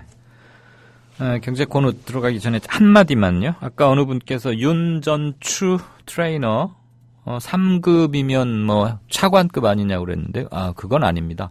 1급이 이른바 뭐 기획관리실장 이른바 실장이고요. 차관은 그 위죠. 차관부터는 정무직입니다. 그러니까 공무원 사표를 내고 다시 임명이 됩니다. 사표 낼 때 퇴직금 뭐 연금 그런 거 다 받습니다. 차관부터는 당연히 임기가 보장이 안 되는 정무직입니다. 3급은 차관보다는 한참 아래죠. 네. 그 뭐 중요한 건 아니지만 어느 분께서 물으셨기 때문에 했고요. 경제 공부하는 시간 잘생긴 길경식 연구이사 나왔습니다. 어서 오십시오. 네, 안녕하세요. 네. 자꾸 그러시면 안 되는데 오해하세요. 맞아요. 청취자분들도 실은 잘생긴 거 아니라는 거 다 알고 계세요. 사진 올려달라고 자꾸 그러시던데. 자, 네. 지난주 뉴스에서 이것도 복장 터지는 소식인데 네. 4대강 사업으로 진 빚. 지금 한국수자원공사가 떠하는 게 10조인가 그렇죠. 8조입니다. 예. 8조에다가 2조 합쳐가지고 네. 10조인데 그것을 내년부터 국민혈세로 갚는다. 맞습니까? 근데 사실 이미 갚고 있습니다. 지금 내년부터가 아니고? 네. 근데 이제 이게 차이가 뭐냐면 여태까지는 국토부가 매년 3,200억 원씩 그 이자 갚는 데만 도움을 줬고 내년부터 이제 원금 갚는 것도 도와주겠다라고 해서 예산 이제 신청을 한 거고 그게 이제 정부에서 내년부터 그러면 800억 원을 시작으로 최대 5천억 원까지 앞으로 16년 동안 매년 지원을 해주는 거를 이제 승인을 해준 걸로 나왔어요. 그래서 지금 4대강 관련해서 사업 부채가 처음에 발행한 국채가 이제 8조 원 정도가 되고 이게는 이제 아까 말씀하신 것처럼 뭐 10조 일부에서 이제 14조 원 정도 된다라고 이야기를 하고 있는 상황입니다. 네. 그러니까 여지껏 낸 거는 이자고 앞으로는 이제 원금을 국가 재정에 편성을 해서 세금으로 세입으로 해서 세출을 그리 해주겠다. 그렇죠. 예. 5천 원씩 16년이면 8조만 냈다. 그렇죠. 와, 5천 원씩 생돈을 16년간 우리 세금으로 낸다. 네. 이명박 씨한테 일단 구상권 뭐 이런 거 다 해야 되는 거 아니에요? 원래는 감옥을 보내야죠. 이명박 씨를 당연히. 감옥도 감옥이고 일단 받을 돈 먼저 좀 다 해놓고. 당연히 그렇게 해야 되는 건데 지금 뭐. 이 싱가포르 수사대가 왜 안 뜨는지 모르겠어요. 그런 얘기가 끊임없이 돌던데. 자, 그럼 처음에 4대강 사업 시작할 때 주변을 개발해가지고 뭐 관광을 어떻게 해서 다 충당되니까 돈 절대 걱정 마라. 이거 남는 사업이다 막 이랬잖아요. 그거 어떻게 됐는지 정리 한번 합시다. 말씀드렸지만 이 4대강 사업 자체가 처음서부터 정부가 의도적으로 대대적으로 분식회계를 한 이 사기 사건입니다. 거의. 그래서 원래는 정부가 이 재정 사업이라는 건 정부가 떠맡아야 되는 재정 사업인데 이거를 공기업들한테 이제 떠맡긴 거고 그러면서 이명박 정부 내내 했던 게 GDP 대비로 그 공적 채무의 비율이 낮아서 그 공적 재무 건전성이 세계적으로도 굉장히 좋다라고 계속 이제 좀 선전을 하고 거짓말을 했었죠. 네. 근데 이 4대강 사업비가 총 해서 22조 원 가량 들어간 것으로 집계가 되고 있는데요. 그 중에 이제 8조 원 가량이 이 수자원공사에게 떠넘겨졌습니다. 네. 그러면서 수공은 이제 처음에 수자원공사에서는 이 금액을 공채, 그러니까 빚을 내서 마련을 하고 이 4대강 사업을 진행을 하면서 그 강 주변에 부동산들을 개발을 해서 그 수익으로 이 부채를 갚겠다라고 이야기를 했었습니다. 네. 근데 이게 사실 부동산 처분해서 빚을 갚는다는 게 이것도 사실 이제 사기죠. 왜냐하면 2008년도서부터 부동산 시장이 이제 대세 하락이 시작되면서 부동산 가격이 떨어지고 있는데 이 지방에 그것도 도심권도 아니고 강가에 있는 땅을 도대체 누가 사겠습니까? 거기까지 나와서. 서울의 강남의 아파트도 안 팔리는데. 그러니까요. 그러니까 처음서부터 거의 이제 사기에 가깝고 처음에 이 8조 원의 공채를 발행했던 게 이제 그 이자를 갚기 위해서 계속 돌려막기를 하다 보니까 이제 전체 빚이 14조 원까지 폭증을 했고 지금 그대로 놔두게 되면 2017년에는 19조 원까지 늘어난다라고 해서 이걸 이제 국민 혈세를 부어서 갚아 나가겠다라고 이야기를 한 겁니다. 한 10년, 9년 만에 더블이 넘네요. 그렇죠. 8조 원이 19조가 됐으니까 2배가 넘는데 네. 2008년부터 야, 이건 참 이자가 정말 무섭네요. 네. 그런데 지금 전체 사업비는 22조. 네. 수자원공사 8조 원에 대해서는 정부가 갚아주겠다는 네. 거 아닙니까? 그럼 나머지 14조 원은 어떻게 해결을 하겠다는 거예요? 이게 지금 공기업 부채 속에도 숨어 있고 정부 채무 속에도 이제 숨겨져 있습니다. 빚은 누군가가 갚아야지만 없어지지 절대로 그냥 없어지진 않거든요. 이 22조 원이라는 돈이 어마어마한 돈이에요. 지금 네. 정부에서 이제 국토부가 수자원공사 거를 매년 5천억 원씩 지원을 해준다고 하는데 네. 5천억 원씩 원금만 22조 원을 갚는다라고 하면 44년이 걸려요. 예.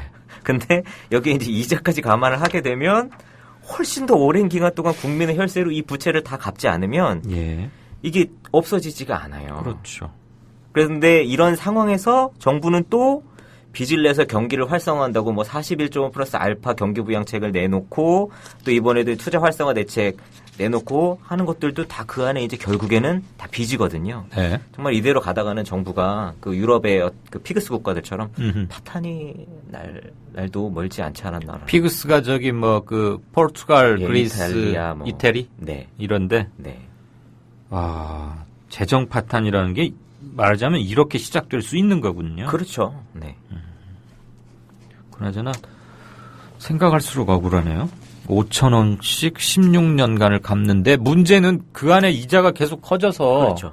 8조에 끝나는 게 아니잖아요. 그렇죠. 그러니까 지금 이자를 매년 3,200억 원씩 국토부가 해주고 있고 예. 그것 외에 5천억 원씩 또 해주는 거죠. 그럼 연 8,200억씩 1조 그렇죠. 가까운 돈을 지금 2016년까지 내겠다는 거 아닙니까? 그렇죠. 아, 16년간. 그렇죠. 앞으로. 어마어마 겁도 안 나네요. 네. 근데 이게 전부가 아니라는 게 이제 그러게요. 더 심각한 거죠. 다음 얘기로 넘어갈 힘이 좀 빠졌습니다. 어저께 뭐 서비스 산업 관련 투자 활성화 했는데 무슨 뭐 영종도하고 제주가 네. 어디에 카지노 한다고 그러고 이렇게 대놓고 도박장 뭐 이래도 됩니까? 이게 사실 어떻게 보면 정부에서 일을 하는 정치인이든지 관료들이 정책이란 게 뭔지 기본적으로 자기들이 무엇을 해야 되는 사람들인지에 대해서 이게 좀 인식을 잘 못하고 있는 게 아닌가. 자기들이 뭘 해야 되는 사람들인지를. 네. 그러니까 사실 그런 것들을 통해서 경기 부양한다는 것 자체가 말이 안 되는 거거든요. 예. 더군다나 이제 어제 내용들을 좀 살펴보면 정부가 투자 활성화를 위해서 보건, 의료, 관광, 교육, 금융, 소프트웨어, 콘텐츠, 물류 등 7대 이제 유망 서비스 산업을 집중 육성해서 앞으로 3년 안에 이 서비스 산업들에서 이제 15조 원의 투자를 이끌어내고 일자리도 18만 개를 창출하겠다라고 발표를 했어요. 네. 근데 정부가 이런 정책들을 굉장히 많이 발표를 했는데 그때마다 정부가 얘기한 뭐 투자 유발 효과라든지 고용 창출 효과가 그 절반만이라도 지금까지 이루어졌다라고 하면 아마 우리나라는 경제 문제가 아무것도 없었을 거예요. 근데 네. 대부분 이런 정책들이 정부가 얘기하는 것처럼 이런 15조 원의 투자 효과라든지 18만 개 일자리 창출을 못하고 있거든요. 그런데도 매번 이렇게 거의 사기에 가까운 거짓말을 계속 해오고 있고 이 투자 활성화 대책이란 것도 벌써 박근혜 정부 들어서만 3번째고 이명박 정부 때부터 세보면 벌써 10번째 대책이에요. 그러면 이게 매년 1개에서 2개씩 투자 활성화 대책을 계속 만들어내고 있는 거거든요. 근데 뭔가 약발이 안 먹혔기 때문에 계속 시리즈 2, 3, 4탄을 냈다는 그렇죠. 거 아니에요? 그렇죠. 그러니까 사실상 이 10개 앞에서 내왔던 9개의 대책이란 게 거의 효과가 없었다라는 거고 네. 지금 나오고 있는 이야기도 이미 뭐 언론에서도 많이 이야기를 하고 있지만 그동안 그 하고 있던 이야기들을 재탕, 3탕 또 끌어 모아서 이제 백과사전식으로 나열해 놔서 뭐 130 몇 개다 이야기를 하고 있는데 실질적으로는 새로운 내용이 거의 없고 특히 이제 국민들이 굉장히 반대하는 내용들까지도 다 그냥 싸잡아서 포함을 하고 있어서 거의 효과는 없고 부담만 더 크지 않을까라는 생각이 좀 듭니다. 그러니까 서비스 산업에 진짜 투자해서 활성화하려면 네. 일반 국민들 소득 정책, 그러니까 지금 뭐 가게에서는 쓸래야 쓸 돈이 없잖아요. 그렇죠. 예. 근데 이거를 해결해야 풀리는 거지. 그렇죠. 나라 돈으로 뭐 저 케이블카 놓고 뭐 리조트 네. 해봐야 해결책 안 된다 이 말. 해결책이 전혀 거죠. 날 수가 없습니다. 왜냐하면 서비스 산업이란 게 네네. 어쨌든 소비 산업이잖아요. 서비스를 제공하면 그 서비스를 사용하는 사람들이 있어야 사업이 활성화가 되는데 그렇죠. 지금처럼 국내에서 소비 수요가 국내 소비 지출이 늘어나지 않는 상황에서 아무리 좋은 서비스를 뭐 제공을 해준다라고 해도 서비스 산업이 활성화가 될까 말까인데 지금처럼 국민들의 어떤 실질 소득이 정체 혹은 감소되는 모습을 계속 보이고 있는 상황에서 아무리 좋은 대책을 내놓는다라고 해도 실질적으로는 효과가 없을 가능성이 높고 그런데다가 지금 내놓고 있는 정책이란 게 계속 엉터리 정책들만 내놓고 있다 보니까 효과가 사실상 있을래야 있을 수가 없는 거죠. 결국은 가계 소비력의 증대가 문제인데 정부에서는 어제 뭐 얘기하는 거 보니까 중국 관광객들 겨냥해가지고 이런다 그런 얘기 하던데. 그러니까 사실상 원래는 말씀하신 것처럼 정부가 국민들의 어떤 실질 소득 증대를 위해서 먼저 이제 근본적인 문제를 해결하고 그 이후에 이제 서비스 산업을 대책을 마련을 해야 되는데 국민들의 실질 소득 증대 문제에 대해서는 그냥 모른 채 해버리고 그 얼마 전에 그 3대 패키지도 결국 기업 감세 방안이었던 것처럼 국민들의 실질 소득은 옆으로 제쳐두고 영리병원 만들어서 뭐 성형수술하는 중국 사람들 유치를 하고 또 복합 리조트를 만들어서 거기에 이제 카지노를 만들어 놓고 해외로부터 관광 수요를 창출해서 서비스 산업을 활성화를 하겠다라고 이야기를 하는데 물론 이 관광 수입을 통해서 부가가치를 창출하는 것도 굉장히 좋고 의미가 있습니다. 왜냐하면 유럽의 그 선진국들 관광 대국들은 이미 관광 서비스를 통해서 많은 부를 창출을 하고 있거든요. 근데 다들 기억하시겠지만 그 80년대 90년대에도 관광 산업이란 게 굴뚝 없는 이제 뭐 산업이다라고 하면서 육성해야 된다라는 얘기는 벌써 몇십 년대 해오고 있거든요. 근데 사실상 그때마다 해왔던 게 이런 테마파크라든지 어떤 건설 산업 그러니까 이 토건 산업에만 그 투자가 되어 왔고 사실상 그것도 제대로 투자가 됐다라고 하면 어떤 랜드마크나 이런 게 생길 수가 있는데 그렇죠. 대부분 뒷돈 챙기기나 이런 비리와 연루가 되어 있어서 실질적인 효과를 내는 것들이 거의 없었어요. 모래성만 쌓은 정도가 아니고 4대강은 지금 철거하려면 또 어마어마한 돈이 든다는 거 아닙니까? 일부에서는 차라리 철거를 하는 게 유치 비용보다 더 싸다. 예. 라는 분석까지도 나오고. 아휴, 이거 정말. 오늘은 과외 선생님이 아니고 우울한 소식을 전해주시는 메신저였습니다. 질문이 하나 들어왔는데요. 이거 내일 우리 풀어주시죠. 지금 서울의 몇몇 구청들이 노령연금 줄 돈 없다는 거 아닙니까? 그래서 요청했는데 왜 그렇게 됐는지 한번 좀 짚어봐 주시죠. 그럼 내일 그건 또 말씀드리겠습니다. 네. 오늘 공부 잘 들었습니다. 네, 감사합니다. 김광수 경제연구소의 길경식 이사였습니다. 아까 제가 황준호 뉴스팀장한테 조원진 의원 발표한 거 있으면 바로 카톡으로 달라 그랬더니 왔습니다. 대충 내용 아시겠지만 읽어드리겠습니다. 청와대에서 보낸 답변이랍니다. 조원진 의원에게. 청와대는 적의 공격이 우려되는 중요한 국가안보시설이다. 대통령은 행정부 수반이며 국가 원수이기 때문에 경호 필요상 역대 어느 정부에서도 대통령의 위치와 동선은 비밀로 했고 공개하지 않았다. 청와대에서는 여러 곳에 대통령의 집무실이 산재해 있다. 대통령은 어디서든 보고받을 수 있다. 대통령은 아침에 일어나서 취침할 때까지가 업무 시간이며 가족이 없는 경우 사생활도 없다. 지금 박근혜 대통령 가족 없죠. 4월 16일에도 대통령은 청와대 밖의 외부 행사가 없어서 줄곧 청와대 경내에 있었으며 별지와 같이 거의 20-30분 간격으로 21번, 안보실에서 서면으로 3번, 유선으로 7번, 비서실에서 서면으로 11번 등 21번에 걸쳐서 유선 또는 서면 보고를 받고 필요한 지시를 했다. 별첨 내용은 2014년 7월 7일 국회 운영위 업무 보고 등등등에서 대통령 비서실장 등이 답변해 있고 그것은 국회 속기록에 기록돼 있다. 이런 내용으로 조원진 의원이 청와대로부터 답변을 받았다고 밝혔습니다. 별 똑바른 소리 없네요. 청와대 경내에 있었다는 얘기하고 여러 군데 근무실이 있다. 이런 것 같습니다.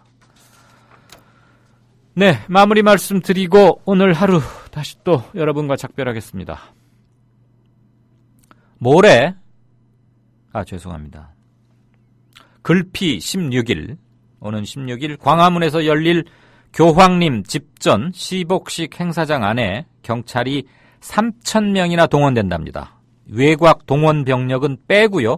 그 시복식 행사장 안에만 3,000명이 투입된답니다. 경호가 이유랍니다. 위험 지역임에도 방탄차마저 타지 않으시는 교황입니다. 예수님께서 그리고 프란치스코 교황께서 이렇게 통제되고 감시당하는 미사 집전 현장을 과연 마땅하게 여기실까요? 전 세계를 상대로 유리창 안에 갇힌 교황님의 모습을 선전해댈 모양입니다. 이제 국격을 말하지 마십시다. 들어주셔서 감사합니다. 이강윤이었습니다. 내일 뵙겠습니다.